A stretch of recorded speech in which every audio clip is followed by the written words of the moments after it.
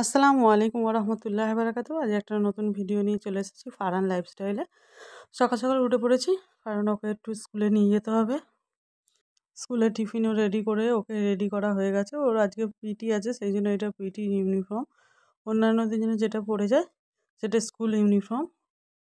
তো নিচে নেমে এসে ব্রাশ করা শুরু করে দিয়ে নিজে নিজে মুখ ধুয়ে নিয়ে রেডি হয়ে বেরিয়ে পড়েছে। দাদা ভাইয়ের সাথে যাবে আজকে। দাদা ভাইয়ের পিছনে উঠবে, পিছনে করে একদম হেলান দিয়ে বেরিয়ে যাবে। ওপর থেকে মেজো বাবা সিটি মারছে, কিন্তু ওর কোনো হুঁশ নেই। আবার দাদাভাই বলে দিচ্ছে, দেখ ওপরের দিকে তাকা। মেজো বাবা দাঁড়িয়ে আছে। তারপর মেজো বাবাকে একটু টাটা করে দিল, করে দিয়ে সেও টাটা করে ফ্লাইং কিস করে দিল। ও তারপরে বেরিয়ে গেল দাদার পিঠে হেলান দিয়ে। এরপরে স্কুলে দিয়ে এসে, মানে স্কুল থেকে নিয়ে আসবে দাদাভাই। আমি চলে গেলাম ওপরে। গিয়ে আজকে আর ছাদে যাইনি, কারণ আজকে আমাদের একটু তাড়া আছে, এক জায়গায় যাওয়ার আছে আমাদের। সেই জন্য তড়িঘড়ি কাজ করছিলাম, বেশি ভিডিও করতেও পারিনি খুব একটা। তো যে কটা করেছি তোমাদের সামনে সে কটাই নিয়ে এসেছি। তো এবারে আমি ব্রাশ করে নেব। ব্রাশটা করে নিয়ে তাড়াতাড়ি আমি একটু খেয়ে নেব। আগের দিন রাতে আমি ওটস, দুধ, ড্রাই ফ্রুটস, চিয়া সিড সব একসাথে ভিজিয়ে রেখেছিলাম। এটাই এখন খেয়ে নেবো। খেয়ে নেওয়ার পর একটু, যেহেতু বৃহস্পতিবার সেহেতু আমার একটু ট্রেডিং তো থাকেই দেখা। বাজার মোটামুটি ভালোই ছিল, তাই জন্য দুজন মিলে একটু আলোচনা করে কোনটা কিনবো কোনটা বেচবো সেটার মধ্যেই ছিলাম। তো তারপরে আমরা টিফিন নিয়ে নেবো। পরোটা করেছিল, রুটি করেছিল, সুজি করেছিল। ওর জন্য আলাদাভাবে ডিম সিদ্ধ করেছিলাম, আর একটু তরকারি করেছিলাম, সেটা আর দেখানো হয়নি। তার মধ্যেই দাদাভাই চলে এসেছে ওকে নিয়ে।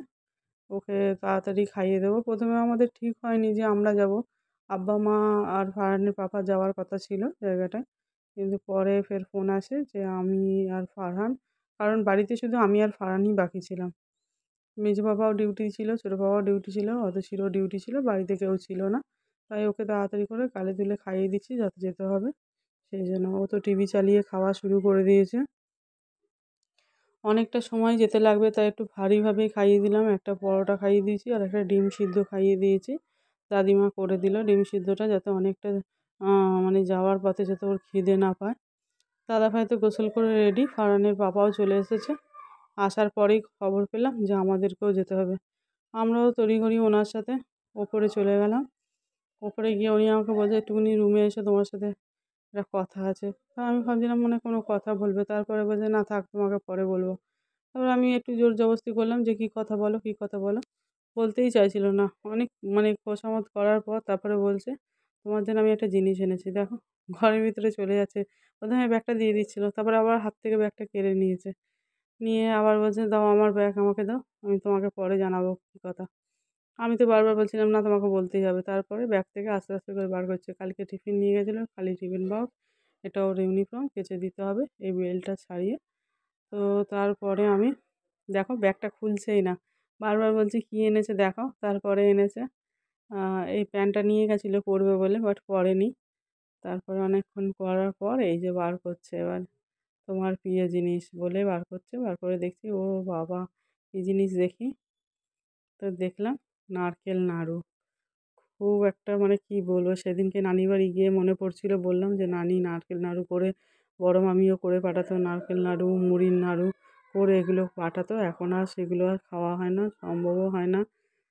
তারপরে আব্বারা সব রেডি হয়ে গেছে। ওরা রেডি হয়ে, ফারহান তো আগে আগে যাচ্ছে, কারণ ও পাপার গাড়ি একদম সামনে বসবে বলে। কিন্তু আমরা 5 জন যাব যেহেতু, ও সামনে বসলে পিছনে 3 আব্বাও জনের খুব বেরিয়ে যাচ্ছে, কষ্ট ও হবে। বেরিয়ে যাচ্ছে, সেই মানে জন্য ওকে পাপা পিছনেই গাড়িটা বসতে বার হবে, করে কিন্তু ওকে দিয়েছে। আমি কোনো রকম ও তো ভাবে রাজি আগে আগে করাতেই যাচ্ছে, পারছিলাম কারণ না। ফার্স্টে বসবে তারপরে বলে, কিন্তু দাদাভাই বলল, হবে না, আমরা বাচ্চাদের সামনে 5 জন যাব। বসতে নেই, কোনো কিছু সেই হলে জন্য ওর ফার্স্টে তাকে বসা সামনে হবে না, এসে ফার্স্টে লাগবে। আব্বা আর ওর পাপা তারপরে বসবে, আর পিছনে দাদাভাইকে আমি, মা আর ও। গেটটা খুলে তো দিয়ে রেডি এসিটা হয়ে ওরাও চালিয়ে দিয়ে বেরিয়ে বসিয়ে গেছে, দিয়ে আমরা সবাই মিলে তারপরে বসে বেরিয়ে যাচ্ছি, রেডি কারণ হয়ে আমাদের সবাই অনেকটা বেরিয়ে রাস্তা, পড়েছি। 4টের মধ্যে কারণ অফিসে পৌঁছাতে সকাল হবে। সকালই যেতে হবে, অফিসিয়ালি কিছু 4টের কাজ মধ্যে ছিল, অফিসে সেই লাস্ট জন্য টাইম 4টে। রাস্তাটা তো সেই অনেকটা।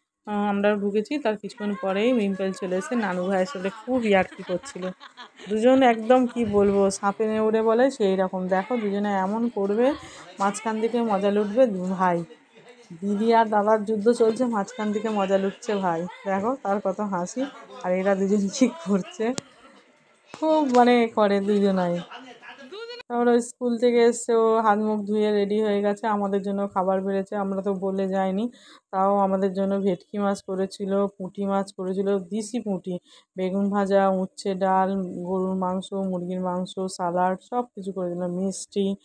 তো তারপরে আমাদের সব রেডিও হয়ে গেছে, খেতে বসবো আমরা। ফারহানের আগে থেকে খাওয়া হয়ে গেছিলো, তারপরে আমরা খাওয়া দাওয়া করে এবারে বেরিয়ে আসার সময় হয়েছে। দিদির তো আর সময় হলো না আমাদের সাথে খেতে বসার। আমাদেরকে আবার বাড়িতে প্যাকেট করে দেবে, যেহেতু মেজো ভাইজান ছোট ভাইজান অতসীর খাওয়া হয়নি, সেই জন্য ও বেশি করেই রান্না করেছিল। ওনার হাতের রান্নাটা খুব সুন্দর হয়, সবাই মিস করবো। সেই জন্য আবার ফের প্যাকেট করে টিফিন বক্সে করে দেবে বলে রেডি করছিল। এখানে মেয়েটা আন্টি এসে গেছে, পড়তে বসেছে। রেহানও চলে এসছে, রেহানেরও খাওয়া হয়ে গেছে, সবাই বেরোবো। দাদা এসে চান টান করে ওয়েট করছিল, যে উনি খায়নি এখনও, যেহেতু আমাদের প্যাকেট করতে একটু সময় লাগছে। তারপর আমরা বেরিয়েও পড়েছি, ব্যাগ ফ্যাগ নিয়ে রেডি হয়ে বেরিয়ে গেছি, কারণ বৃষ্টি আসার সম্ভাবনা হচ্ছে। রাস্তা তো আবার নানা রকম মিটিং মিছিল থাকে। আগের দিন যখন এসেছিলাম দেখেইছো কত রাত হয়ে গেছিলো আমাদের ফিরতে। তো সেই জন্য আমরা আজকের আর কোনো রকম দেরি করিনি। আব্বা ওখানে বসে ওই জায়গাটা দেখছিল, আমরা বেরিয়ে পড়লাম। ও সেই যাওয়ার সময় এবারে নানু ভাইকে খুব চুমু খাচ্ছিল, আদর করছিল। সবাই আমাদেরকে ছাড়তে এসেছে, ফারহানও চলে এসেছে আমাদের গাড়ির কাছে। গাড়িটা ঠিক এইখানে রেখেছিল, কারণ রাস্তা খুলছিল বলে আর কোনো স্পেস নেই রাখা। মুখের সামনেও নাহলে নিয়ে যাওয়া যায় অন্য সময়, কিন্তু এখন এই মুহূর্তে যাওয়া সম্ভব নয়। গাড়ির ডিকির ভিতরে ভালো করে সব কিছু গুছিয়ে এগুলো রাখবে বলে ঠিক করছিল। দিদির বাড়িটা ঠিক ডক্টর দাসের যে নার্সিং চেম্বার আছে ঠিক তার পাশে, মহিলা যে ইয়ে আছে, থানা আছে, পুলিশ স্টেশন, সেখানে। তারপরে আমরা বেরিয়ে পড়েছি। এই যে রামকৃষ্ণ স্কুলটা দেখতে পাচ্ছ, এখানে আব্বা পাস আউট করেছিল। এই স্কুল থেকেই আব্বা পাস আউট করেছে। তারপরে আমতলা মোটামুটি জ্যাম ছিল, খুব একটা জ্যাম ছিল না। তো আমরা এখান থেকে তাড়াতাড়ি পাস করেও গেছিলাম। কিন্তু যেতে যেতে আমি আর ফারহান ঘুমিয়েই পড়েছিলাম অনেকটা রাস্তা। আমি তো উঠেছি প্রায় ওই পঞ্চননতলার কাছে এসে, তারপরে আমি ঘুম ভেঙে গেছে। ফারহান তো আরোই ঘুমাচ্ছিল, ফারহান তো বাড়ির কাছে এসেই ঘুমিয়েছে। এই মাঝে মাঝে যখন দাঁড়িয়ে যাচ্ছিল তখনই মনে হচ্ছিল, ঘুমটার চোখটা খুলে দেখছি দূর বিরক্ত লাগছে, গাড়িতে এসিও চলছিল, আবার অনেকটা সকালবেলা উঠেছি, এতটা জার্নি হয়েছে। সেই জন্য আর বেশি কিছু মানে মানে বেশিক্ষণ আর তাকিয়ে থাকার মতন আমার আর ক্ষমতা ছিল না। এই জন্য একটু ঘুমিয়ে নিয়েছিলাম। বাড়ির কাছে চলে এসেছি পার্কের সামনে। এবারে যেহেতু উঠতেই তো হবে, বেকার গাড়িতে বসে বসে কী করব, সেই জন্য একটুখানি বাড়িতে ঢোকার আগে ভিডিওটা করে নিলাম। নিয়ে বাড়িতে এখানে দুজন লোক দাঁড়িয়ে ছিল, হর্ন দিচ্ছে তবুও সরছে না। তো অনেকক্ষণ পর তারপর সরে যেতে গাড়িটা আবার ঢোকানো হলো। বেশি কিছু বলা যাচ্ছিল না, কারণ দুজনেই বয়স্ক ছিল, বয়স্ক মানুষ। এই জন্য তাদের উপরে তো কোনো কথা বলা যায় না। তো বাড়ির কাছে চলে এসেছি। পিছনে যে খাবারগুলো রাখা ছিল সেগুলো বার করা হচ্ছিল। বাপরে বাপ! সে পুরো তেল টেল পড়ে একাকার হয়ে গেছিলো। মেজো দেওর অনেকবার করেই বলছিল যে গাড়ির পিছনে একটা গামলা, ছোট গামলা বসিয়ে রেখে দিবি এইসব জিনিসগুলো নিয়ে আসার জন্য মাঝে মাঝে। আমরা তো মাছ নিয়ে আসি, মাছেরও পানি টানি পড়বে কোথায়, সেই জন্য ও বারবার করে বলছিল। তারপরে আমি এই বাড়ির কাছে চলে এসেছি। এই পার দিয়েই ঢুকবো, এই পার দিয়েই শর্টকাট হয়। একটু তো হালকা পানি পড়ছিল, দেখতেই পাচ্ছ রাস্তা পুরো ভেজা। এদিক থেকে যাব বাড়ির। ওরা তো এই গেট থেকে ঢুকে পড়েছে, আমি আর এই গেট দিয়ে যাব না, কারণ বৃষ্টি এলে আমার জুতোটা আবার ভিজে যাবে, সেই জন্য ওই মুখ থেকে ঢুকবো। একটুখানি ঘুরেই ঢুকতে হয়, সরু গলি বলে তাই না। গলিটা চওড়া ছিল জানো তো আগে, গাড়িটা পুরো এই পর্যন্তই আসতো, কিন্তু এখন বাউন্ডারিটা দেওয়ার পর আর রাস্তাটা সরু হয়ে গেছে, আর গাড়ি আসার মতন জায়গা নেই, তাই ওইখানেই গাড়িটা রেখে দেবে ওরা। তারপরে আমরা উপরে চলে যাব। ওরা সবাই যে যার মতন এসে ঘরে ঢুকে গেছে। আমি তো উপরে চলে গেছি ফারহানকে নিয়ে, কারণ ফারহানকে একটু পড়তে বসাবো। তো ঘরে এসে ওর খিদে পেয়েছিল, হাত মুখ দিয়ে খেয়ে আবার পড়তেও বসে গেছে, কারণ সামনে ওর এক্সাম আছে। সেই জন্য ভালো ছেলে, একবারই বলতে ও বসে পড়েছে। পড়তে বসতে বললে বসে পড়ে, অসুবিধা নেই। মানে যতক্ষণ বসাবো ততক্ষণই বসে থাকবে। তারপরে খাওয়া দাওয়া করে নিচে এসে দেখি সব হাত মুখ ধুচ্ছে, খেতে বসবে। দিদি তো অনেক কিছু রান্না পাঠিয়েছিল, সেগুলোই এখন খেয়ে নেবো। মা আর অত দূর থেকে এসে আরও অনেক কিছুই পাঠিয়েছিল, দেখো তোমরা। সেই ভেটকি মাছ, পুঁটি মাছ, মৌরলা মাছ, উচ্ছে ডাল, মুরগির মাংস, কালবান মুরগির মাংস, সবাই আমরা খেতে বসে গেছি। এসেও কটা কাজ ছিল বাকি, সেই কাজগুলো করে নিচ্ছে। কালকে স্কুল আছে, 11:30 বেজে গেছে, তবুও বলেছি করে নিয়েছে। করে নিয়ে বই খাতা গুছিয়ে নিয়েছে, রুটিন গুছিয়ে নিয়েছে, কারণ পরের দিন স্কুল আছে। ওর রুটিন ও নিজেই গুছিয়ে নেয় ভালো ছেলে। তারপরে দেখতে পাচ্ছ কী অবস্থা, গেঞ্জিটা খুলতে বলেছি, আমাকে এইভাবে ডান্স দেখিয়ে দেখো কীরকম ভয় দেখাবে মাঝখানে। আমি তো খুব ভয় পেয়ে গেছিলাম। এই করতে করতে দেখো, এবারে দেখো এই চলে এসছে, আমাকে ভয় দেখিয়ে দিয়েছে। তারপরে আমাদের রাতের ডিম ফারানের দুধ নিয়ে চলে এসেছি। এই সারাদিনের আমার কাজকর্ম ছিল। তো কেমন লাগলো পুরো ভিডিওটা বন্ধুরা জানিও। আর পাশে থেকে প্লিজ একটা লাইক আর একটা কমেন্ট করে জানিও যে তোমরা দেখছো, তাহলে আমি আরও অনেক ভিডিও করব। ওকে বন্ধুরা, টাটা।